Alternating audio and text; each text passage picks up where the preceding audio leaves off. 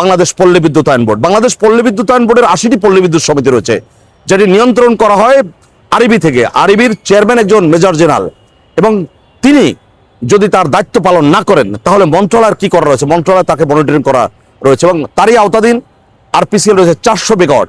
সেখানে একজন অদক্ষ অযোগ্য ব্যক্তিকে এমডি হিসেবে বসিয়ে রাখা হয়েছে। গত অন্তর্বর্তীকালীন সরকার তাকে নিয়োগ দিয়েছে।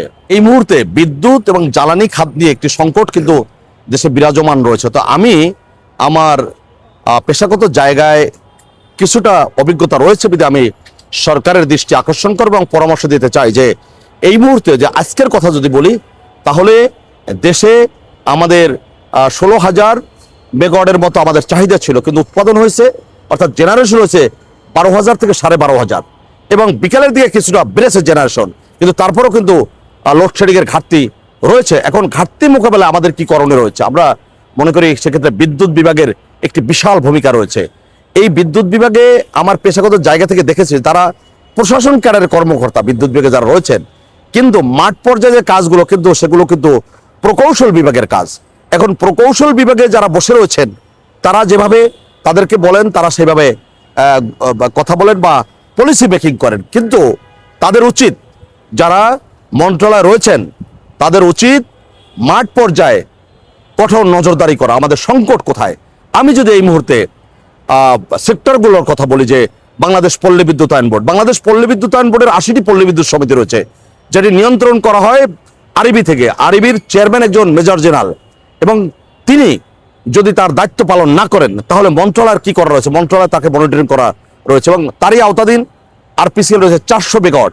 সেখানে একজন অদক্ষ অযোগ্য ব্যক্তিকে এমডি হিসেবে বসিয়ে রাখা হয়েছে। গত অন্তর্বর্তীকালীন সরকার তাকে নিয়োগ দিয়েছে। এখানে ৪০০ মেগাওয়াট উৎপাদনের ক্ষমতা সম্পন্ন যে আরপিসিএল, অর্থাৎ ময়মনসিংহ ২১০ মেগাওয়াট, সেখানে উৎপাদন শূন্যের কোঠায় নেমে এসছে।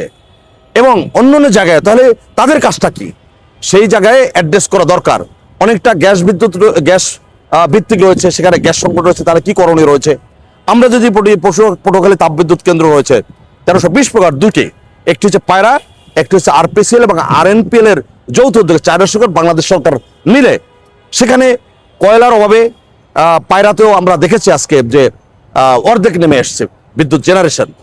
আরপিসিতে কি অবস্থা সেটা জানা সম্ভব হয়নি, কিন্তু আমি বলবো যে এই জায়গাগুলোতে অ্যাড্রেস করা দরকার। যেমন আমরা যদি ডিপিডিসির কথা বলি, ডেস্কোর কথা বলি, এগুলো মানুষকে বিদ্যুৎ সরবরাহ করে, কিন্তু উৎপাদনকারী যে সংস্থাগুলো রয়েছে সেখানে জোরদার মনিটরিং করা দরকার।